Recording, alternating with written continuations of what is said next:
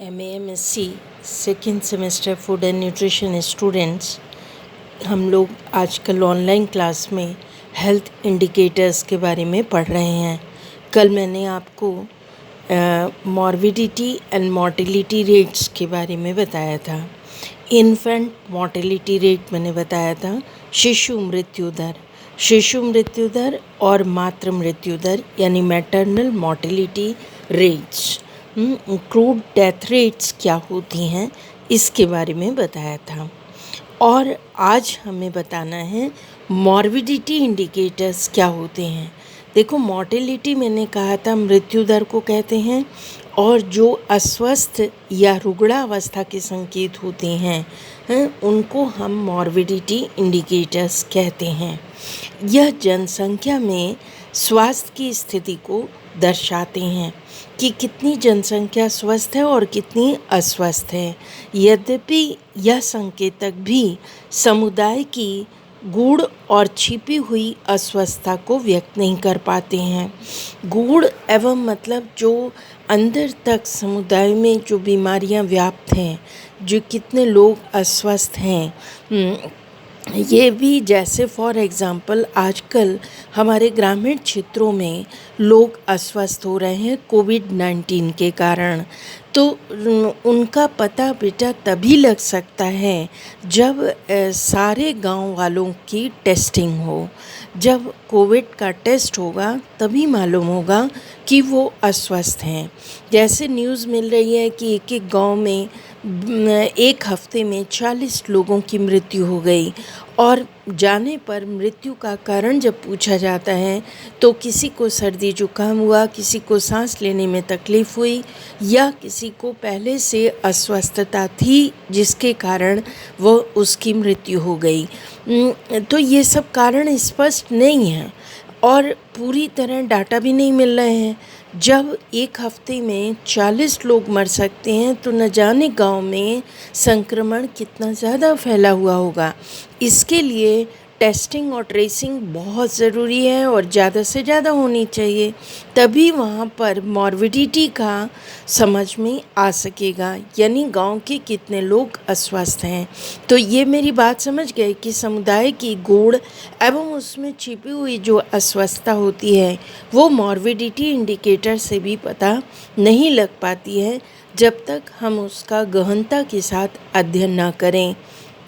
अस्वस्थता संकेतों में रोग के घटित होने की दर, अधिसूचना दर और बहिरंग रोगी उपस्थिति दर।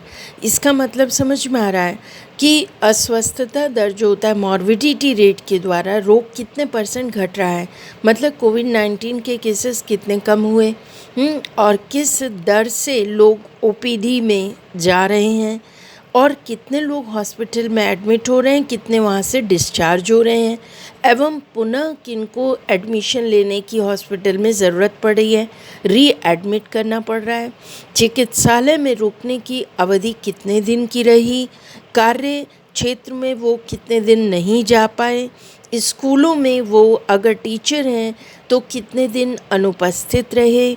ये सब दर के आधार पर समुदाय विशेष में अस्वस्थता का पता लगाया जा सकता है। तो मुझे लगता है स्टूडेंट आपको समझ में आया होगा। और इस चीज़ को हम लोग ऐसे भी समझ सकते हैं कि जो और भी अपंगताएं होती हैं, जो और डिसेबिलिटीज़ होती हैं, जैसे डिसेबिलिटी रेट इसको कहते हैं। अपंगता दर का आश्रय, अपंगता दर समझ में आ रहा है, इसे डिसेबिलिटी कहते हैं। व्यक्ति का दैनिक गतिविधियों को पूर्णतः संपन्न नहीं कर पाना। दैनिक गतिविधियां जैसे हमारी चलना फिरना, उठना बैठना, ये सारी गतिविधियां होती हैं, इन्हें जब हम ठीक प्रकार से नहीं कर पाते हैं अथवा अस्वस्थता या मृत्यु दर में जब बढ़ोतरी हो जाती है, इसका मापन कार्य दिनों की क्षति, इसका मापन कैसे करते हैं, कितने दिन वो व्यक्ति कार्य नहीं कर पाया, गतिविधि दिनों की संख्या, कितने दिन वो कार्य कर पाया, बिस्तर पर वो कितने दिन पड़ा रहा, चलने फिरने में उसे कितने दिन तकलीफ़ हुई, दैनिक क्रियाकलाप वो कैसे नहीं कर पाया, ये सब डिसएबिलिटी रेट्स कहलाती हैं। तो ये भी समझ में आ गया होगा। नेक्स्ट जो इंडिकेटर होता है वो स्वास्थ्य सेवा संप्रदाय संकेतक यानी हेल्थ केयर डिलीवरी इंडिकेटर है। यह समुदाय में उपलब्ध स्वास्थ्य सेवाओं और उसके वितरण का प्रतीक है।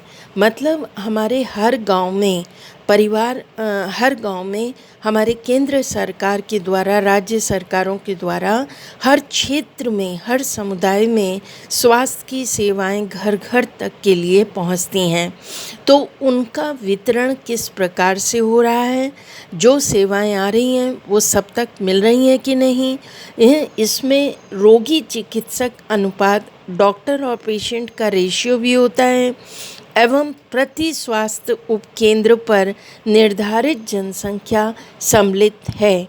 मतलब प्रत्येक जितने भी सब सेंटर्स होते हैं, देखो होता क्या है कि केंद्र सरकार के बाद स्टेट आता है। केंद्र मतलब दिल्ली है, केंद्र के बाद स्टेट आता है, जैसे हमारा उत्तर प्रदेश आया। उत्तर प्रदेश के बाद डिस्ट्रिक्ट आता है, डिस्ट्रिक्ट मतलब हमारा वाराणसी आया। वाराणसी का जो primary health care delivery system जहाँ से गवर्न होता है वो हमारा सरकारी अस्पताल कबीर चौरा और पंडित दीनदयाल उपाध्याय अस्पताल है, जहाँ से सभी गांव में, जितने हमारे 8 ब्लॉक में वाराणसी डिस्ट्रिक्ट बटा हुआ है, हर ब्लॉक में एक एक प्राथमिक स्वास्थ्य केंद्र होता है, यानी प्राइमरी हेल्थ सेंटर होता है। उस सेंटर के अंतर्गत जितने भी गांव होते हैं, हर गांव में 5 या 6 गांव के ऊपर एक उपकेंद्र या सब सेंटर निर्धारित होता है। ये जनसंख्या के ऊपर निश्चित करता है। यानी जो प्राथमिक स्वास्थ्य केंद्र होते हैं स्टूडेंट्स, वहाँ पर जो पेशेंट्स आते हैं उनके रेशियो के अनुसार सरकार के द्वारा 3 डॉक्टर्स का अपॉइंटमेंट किया जाता है। इनको एमओस कहते हैं। ये एमओ एक मेडिकल ऑफिसर, मतलब ये एमओ मतलब होता है मेडिकल ऑफिसर। ये 3 क्षेत्रों के मेडिकल ऑफिसर होते हैं। एक आयुर्वेदिक होता है, एक होम्योपैथिक होता है और एक एलोपैथिक होता है। समझ में आ गया? यानी तीनों तरह के, यानी मॉडर्न मेडिसिन का होता है। तो ये तीनों तरह के एमओज होते हैं और इनके अंडर में लेडी हेल्थ वर्कर्स होती हैं। लेडी हेल्थ वर्कर इनको कहते हैं LHVs। लेडी हेल्थ वर्कर्स होती हैं और लेडी हेल्थ वर्कर के साथ मेल हेल्थ वर्कर्स भी होते हैं। BEE यानी ब्लॉक एक्सटेंशन एजुकेटर्स होते हैं। TBAs यानी ट्रेंड बर्थ अटेंडेंट्स होते हैं। ये सब स्टाफ, लैब अटेंडेंट होते हैं। ये सब स्टाफ जो है वो प्राइमरी हेल्थ सिस्टम के अंतर्गत आता है, जो कि प्राथमिक उपकेंद्र पर होता है, प्राथमिक सब सेंटर पर होता है, यानी प्राथमिक स्वास्थ्य केंद्र पर होता है। और जो सब सेंटर जिसको हम उपकेंद्र कहते हैं, ये गांव के बीच स्थित होते हैं और एक उपकेंद्र पर 5 गांव की जनसंख्या यानी 30,000 तक की जनसंख्या में एक उपकेंद्र सरकार के द्वारा बनाया जाता है। और इस उपकेंद्र के द्वारा घर घर तक समुदाय के हर एक के लिए मेडिकल फैसिलिटीज़ केंद्र सरकार के द्वारा जो भेजी जा रही हैं वो उस तक पहुंचती हैं, यानी ग्रास रूट तक जो प्राइमरी हेल्थ केयर सर्विसेज हैं वो दी जाती हैं। तो मैं ये भी बात आपको समझ में आ गई होगी। उपकेंद्र पर एक मिडवाइफ होती है, यानी मिडवाइफ को कहते हैं ये मिडवाइफ यानी जो एक्सिलरी नर्स मिडवाइफ ANM कहलाती है। आपने सुना होगा। आजकल आशा बहनों को भी जोड़ दिया गया है इसके अंतर्गत, ताकि वो उनके साथ में हेल्प करें। और इसके अलावा TBAs होती हैं, यानी ट्रेंड बर्थ अटेंडेंट्स होती हैं, क्योंकि ज़्यादातर उपकेंद्रों पर गांव में होने वाली जितनी भी डिलीवरीज़ हैं, यानी मातृ शिशु केंद्र इनको कहते हैं, बच्चे पैदा होते हैं और छुटपुट जितनी भी बीमारियां होती हैं उनका इलाज यहीं से होता है। तो ये मेरे ख्याल से आपको हेल्थ केयर डिलीवरी सिस्टम समझ में आ गया होगा। तो अब आप और अच्छी तरह समझो कि हेल्थ केयर डिलीवरी सिस्टम का जो इंडिकेटर है, ये समुदाय में उपलब्ध स्वास्थ्य सेवाओं और उनके वितरण का प्रतीक है। इसमें रोगी चिकित्सक अनुपात यानी डॉक्टर और पेशेंट का रेशियो मैंने आपको बता दिया कि प्राइमरी हेल्थ केयर पे 3 एमओज यानी मेडिकल ऑफिसर्स होते हैं, एलएचवीज होती हैं, बीई होती हैं और लैब अटेंडेंट्स होते हैं।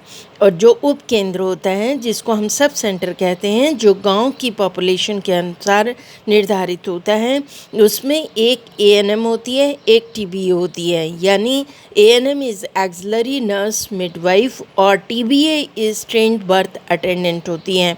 रोगी नर्स अनुपात यानी पेशेंट नर्स रेशियो भी इसी के महत्वपूर्ण अंग होते हैं। समझ में आ गया।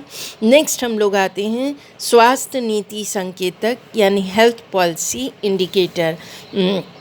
प्राथमिक स्वास्थ्य की देखभाल हेतु बजट निश्चित रूप से केंद्र सरकार और राज्य सरकार के द्वारा निर्धारित होता है।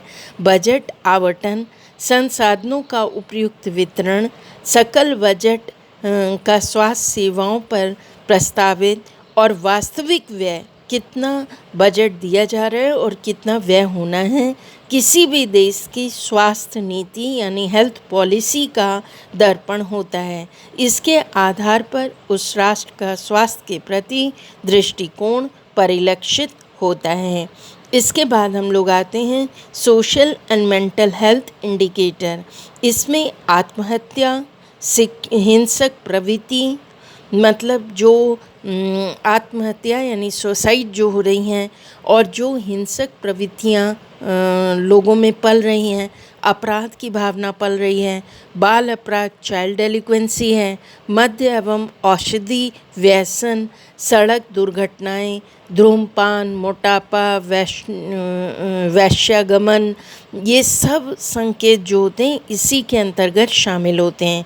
इनके आधार पर व्यक्ति के स्वास्थ्य स्तर का पता लगाकर उसमें सुधार किया जा सकता है। इसके बाद जो स्टूडेंट पॉइंट आता है वो है सोशल इकोनॉमिक इंडिकेटर। ये 7वां पॉइंट है। देखिए, सोशल इकोनॉमिक इंडिकेटर, इसमें जनसंख्या वृद्धि दर, बेरोजगारी स्तर और परिवार का आकार, साक्षरता विशेषकर महिला साक्षरता, आवास, प्रति व्यक्ति आय इत्यादि संकेतक के आधार पर स्वास्थ्य स्तर का पता लगाया जाता है। फिर आते हैं, ये समझ में आ गया सोशियो इकोनॉमिक इंडिकेटर।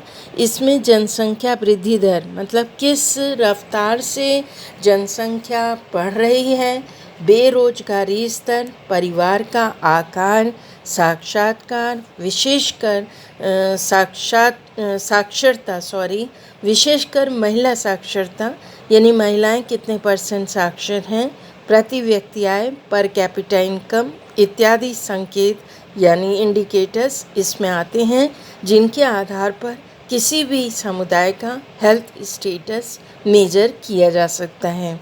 फिर आते हैं nutritional status indicator. Nutritional status, इनमें बच्चों की ऊंचाई व वज़न तालिका तथा जन्म के समय बच्चे के कम वज़न पर ध्यान दिया जाता है, जो कि सकारात्मक स्वास्थ्य संकेतक का आधार बनते हैं। फिर आते हैं हम लोग यूटिलाइजेशन रेट्स। इसमें आता है टीकाकृत शिशुओं का अनुपात, मतलब कितने बच्चों को वैक्सीनेशन होता है, गर्भवती महिलाओं का अनुपात, कितनी महिलाएं हैं गर्भवती, परिवार नियोजन संसाधनों के उपभोगकर्ताओं की संख्या क्या है, शैय्या ठहराव, कितने दिन हॉस्पिटल में वो रहते हैं, कब वो डिस्चार्ज हो जाते हैं, ये सारी जितनी भी सेवाएं हैं उनके उपभोग के, उनके यूटिलाइजेशन के रेट्स का इसके द्वारा पता लगाया जाता है और उससे हेल्थ स्टेटस का मालूम किया जाता है। फिर नेक्स्ट आते हैं पर्यावरणीय संकेतक, इन्हें कहते हैं एनवायरमेंटल इंडिकेटर्स। देखिए स्टूडेंट, किताब बहुत बड़ी है, मैं समझा दे रही हूँ। आप जब मिलेंगे ऑफलाइन क्लास में तो निश्चित रूप से मुझसे लेकर आप फ़ोटोकॉपी करा लीजिएगा। हिंदी में ये सब चैप्टर्स नहीं हैं। इंग्लिश की बुक पार्क एंड पार्क ये है प्रिवेंटिव एंड सोशल मेडिसिन, उसमें से आप पढ़ सकते हैं। और ये जहाँ तक है कि उसी का ट्रांसलेशन है, इसलिए मैं आपको खोज करके इसमें से बता रही हूँ। एनवायरमेंटल इंडिकेटर्स, एनवायरमेंटल मतलब पर्यावरणीय संकेतक होते हैं। इसमें एयर एंड साउंड पॉल्यूशन का क्या लेवल है। एयर मतलब वायु और ध्वनि प्रदूषण का स्तर क्या है। कचरा कितना समुदाय में फैला हुआ है। विकिरण मतलब रेस कैसी हैं। दूषित जल आता है, प्रकाश इत्यादि स्वास्थ्य के ये सब गुणवत्ता को प्रभावित करने वाले कारक हैं। ये सब मतलब सटीक संकेतक हैं। इनके आधार पर जीवन की गुणवत्ता निर्धारित की जा सकती है। तो स्टूडेंट, मुझे समझ में आता है कि आपको ये अब सारे इंडिकेटर समझ में आ गए होंगे। यही हेल्थ इंडिकेटर हैं जिनके द्वारा हम सारी हेल्थ स्टेटस के बारे में किसी भी समुदाय के पता लगा सकते हैं। ये बहुत इम्पॉर्टेंट चैप्टर है। और अब इसमें एक तो इंडिकेटर जो कि बहुत इम्पॉर्टेंट हैं, जिनकी डिटेल मैं पढ़ाऊँगी, ये है MMR, IMR। IMR is infant mortality rate यानी शिशु मृत्यु दर, और MMR is maternal mortality rate. ये आपको बताएंगे और डिटेल में बताएंगे, इसलिए नेक्स्ट क्लास ऑनलाइन कल होगी, पर आप निश्चित रूप से अटेंड करें। बहुत कम स्टूडेंट अटेंड कर रहे हैं। मेरे ख्याल से आप सब, मेरी उम्मीद है कि आप सब इस कोविड-19 में स्वस्थ होंगे। घर के अंदर रहिए और अपनी पढ़ाई पर ध्यान दीजिए। जैसे ही ऑफलाइन क्लासेस स्टार्ट होंगी, आपके एग्ज़ाम्स की डेट आ जाएंगी, तो आप रेगुलर अपना रूटीन बना करके अपनी पढ़ाई करते रहिए, ताकि आपको, और जो चीज़ें ना समझ में आए वो आप मुझे पर्सनली कांटेक्ट कर सकते हैं या चैट बॉक्स में क्वेश्चन डाल सकते हैं। Thank you students, take care.